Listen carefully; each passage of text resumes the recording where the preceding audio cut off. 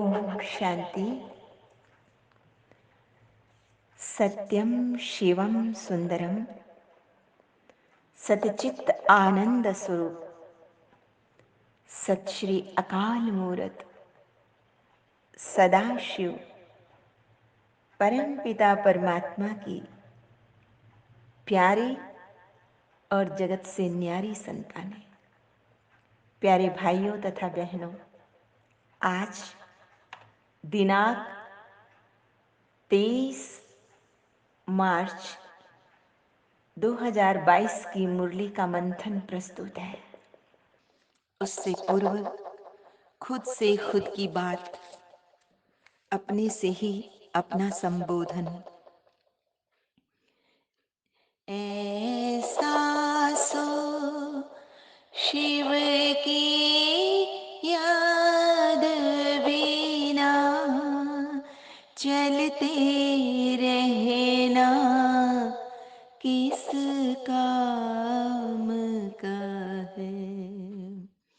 मेरे प्राणों प्रभु के प्यार बिना तन में रहना बस नाम का है।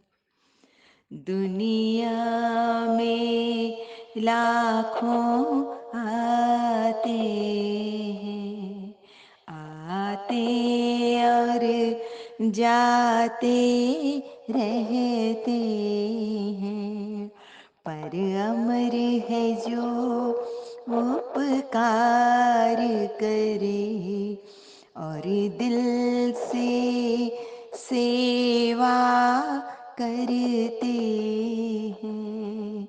मेरे मन ईश्वर के ध्यान बिना, मेरे मन ईश्वर के ध्यान बिना फिरते रहना किस काम का है। ऐसा सो शिव की याद बिना चलते रहना किस काम का है।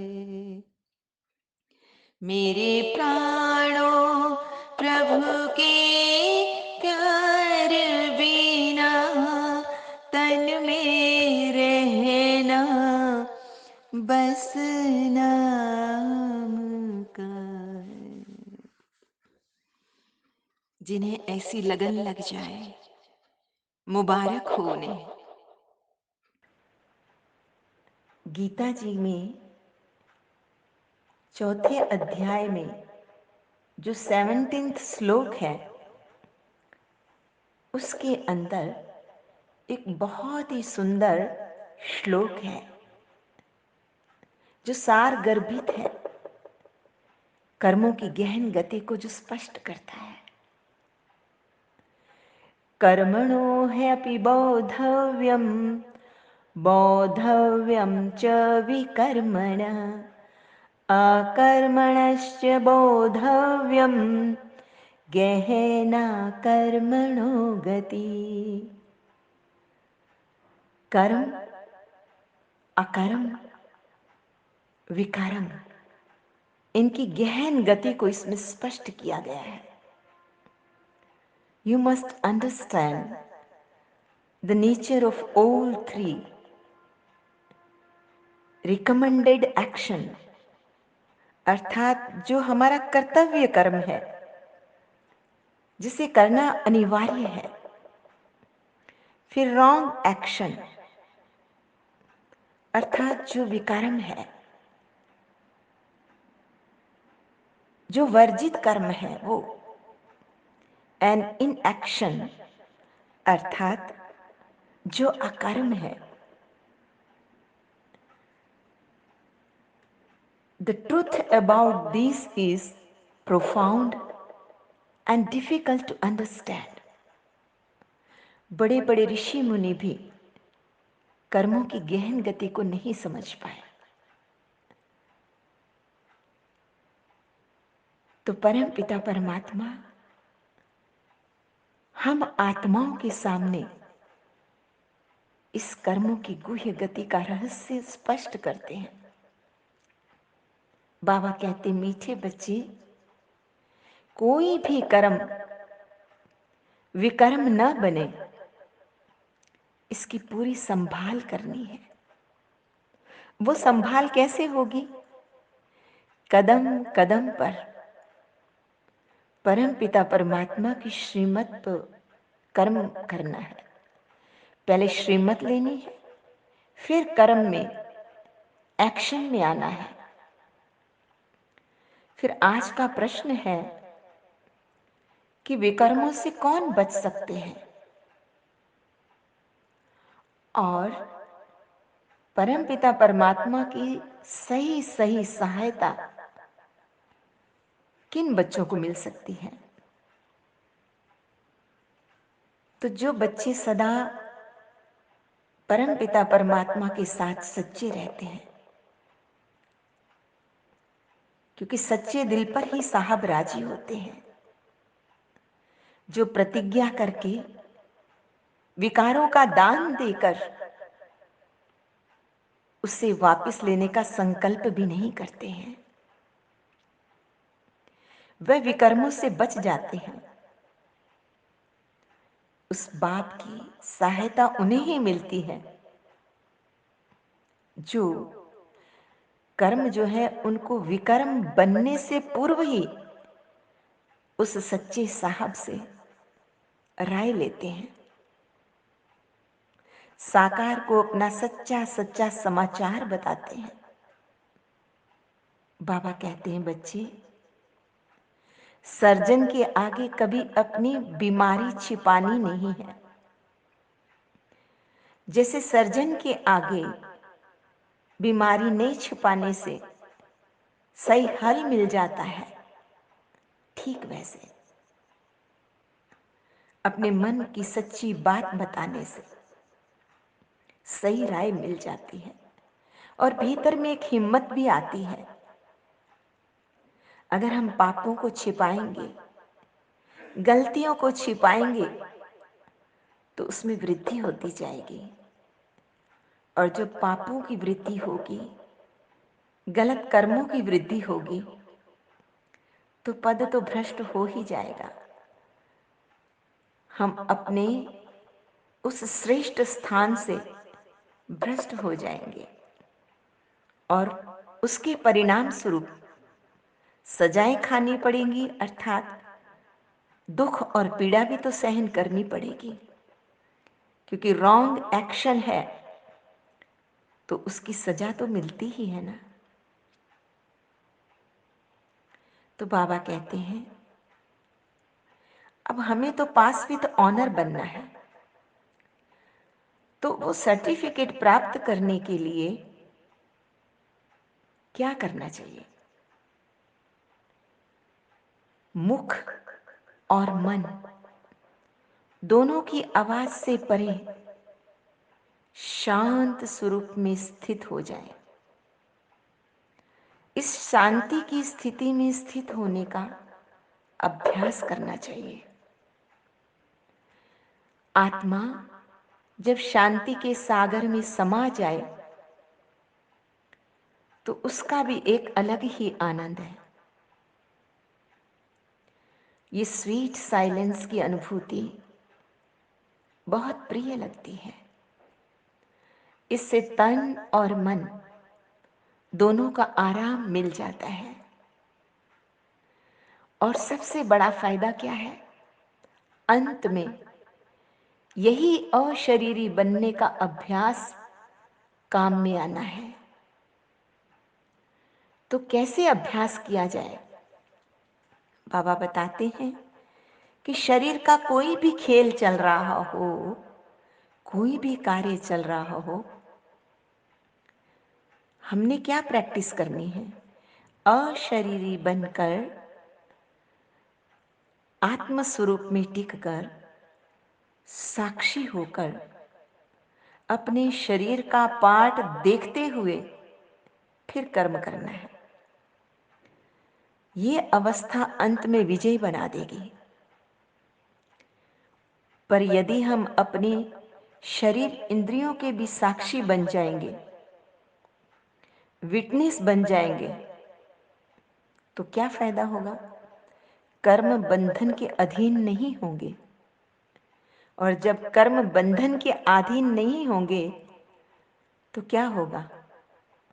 स्वयं पर स्वयं का अनुशासन हो जाएगा और सच्चे स्वराज्य की स्थापना हो जाएगी। इस संसार के अंदर मनुष्य नहीं जानते हैं कि प्रलय का स्पिरिचुअल अर्थ क्या है। बाबा बताते हैं, प्रलय का यथार्थ मतलब है सृष्टि पर जो इतनी अपवित्रता हो गई है, उसके कारण सृष्टि दुखी हो पड़ी है। उस अपवित्रता की प्रलय हो जाती है और सृष्टि पवित्र बन जाती है।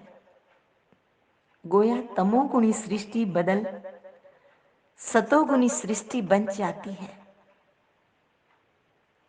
बाबा ने बताया, तुम लौकिक पिता के बच्चे तो हो ही, लेकिन अब उस पारलौकिक परम पिता परमात्मा के बच्चे बने हो। किस लिए बने हो? बेहद के बाप से बेहद के सुख का वर्षा लेने के लिए। तो वो सत बाप है ही स्वर्ग का रचयिता। तो जो भी बच्चे उस परम पिता परमात्मा की श्रीमत पर चलते हैं, वो ऑटोमेटिकली स्वर्ग में चले जाते हैं। इसलिए तुम बच्चों को सावधानी दी जाती है, हमेशा परम पिता परमात्मा शिव की मत पर चलना चाहिए, रावण की मत पर नहीं, जो विकर्म कराता है। इन 5 विकारों के वश नहीं होना है। स्वयं सावधानी से सतर्क होकर कर्म विकर्म बनाने के पहले ही पूछ लेना चाहिए कि बाबा, हम ये कर सकते हैं? बाबा समझाते हैं, कभी भी देह अभिमान में नहीं आना है, क्योंकि देह अभिमान के वशीभूत किया हुआ कोई भी कर्म विकर्म ही बन जाता है। इसलिए बाबा कहते हैं, अपने को आत्मा समझ परम पिता परमात्मा की मत पर चलते रहना है, कदम कदम पर श्रीमत पर चलना है। देखो, ये साधना का मार्ग है, ये अंधकार से प्रकाश की तरफ जाने का मार्ग है। तूफान तो आएंगे ही ना, परंतु अपने को संभालना है, गटर में नहीं गिरना है। अगर गटर में गिर जाएंगे तो प्रभु पिता की याद भूल जाएगी। तुम बच्चों को तो 5 विकारों के फंदे में बिल्कुल नहीं फंसना है। अब ये फंसेंगे कैसे? जब देह अभिमान में आएंगे तो मैं रूपवान, मैं धनवान, मैं पुत्रवान, मैं नेता, मैं अभिनेता, ये सब देह का अभिमान है ना। लेकिन जो देही अभिमानी होगा, जो आत्म स्वरूप में टिका हुआ होगा, जिसका आत्मबोध जागृत होगा, तो उसका बुद्धि का योग परम पिता परमात्मा से लगा रहेगा। उसे सदैव याद रहेगा कि हमने 5 विकारों का दान अब प्रभु पिता को दिया है। दान देकर तो कभी वापस नहीं लेते हैं ना, नहीं तो बहुत बड़ा दोष हो जाता है, पाप हो जाता है। शिव बाबा समझाते हैं, बच्चे, कोई भी पाप कर्म करके छिपाना नहीं है, नहीं तो फिर पद भ्रष्ट हो जाएगा। कयामत के समय सजाओं का हिसाब किताब तो चुकतू होता है ना। अब तुम्हारी ये चढ़ती कला का समय है। चढ़ती कला कौन बनाता है? राम बनाते हैं। और उतरती कला रावण। जैसे चंद्रमा की कला धीरे धीरे कम होती जाती है, ठीक वैसे दुनिया भी ऐसे ही धीरे धीरे गिरती कला में आती जाती है, उसकी कलाएं कम होती जाती हैं। ऐसे समय पर वो सबका दुख हरता सुख करता वो सच्चा सच्चा अविनाशी पिता आते हैं, आकर फिर से हमें 16 कला बनाते हैं। कुंभ का मेला कहते हैं ना, वो त्रिवेणी आदि का नदियों का मेला है। लोग उन्हें संगम कहते हैं। वास्तव में ये है अनेक नदियों का और सागर का मेला। परंतु तुम सब तो ज्ञान नदियां हो और परम पिता परमात्मा ज्ञान का सागर है। वो परम पिता परमात्मा कहते हैं, मेरे से योग लगाओ तो तुम पतित से पावन बन जाएंगे। भक्ति करने वाले ही आकर राज्य भाग्य लेते हैं।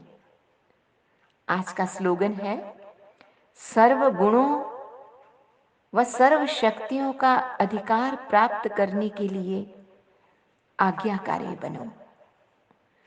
जो आज्ञाकारी बच्चे होते हैं उन्हें स्वयं ही माता पिता अपनी जायदाद का अधिकारी बना देते हैं।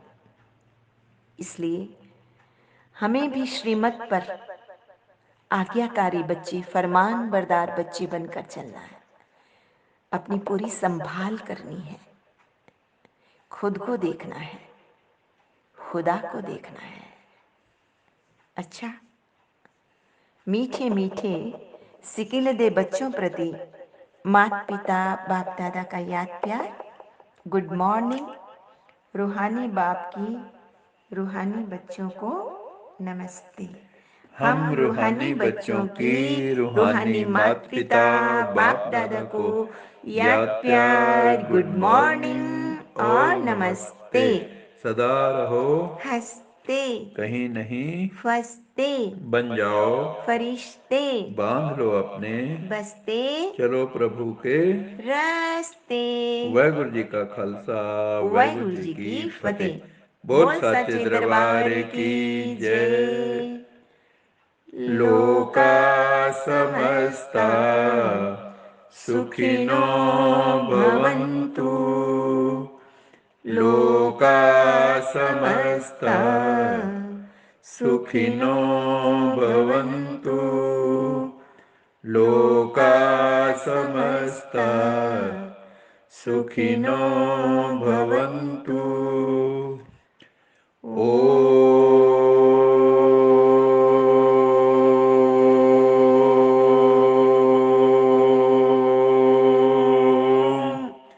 शांति शांति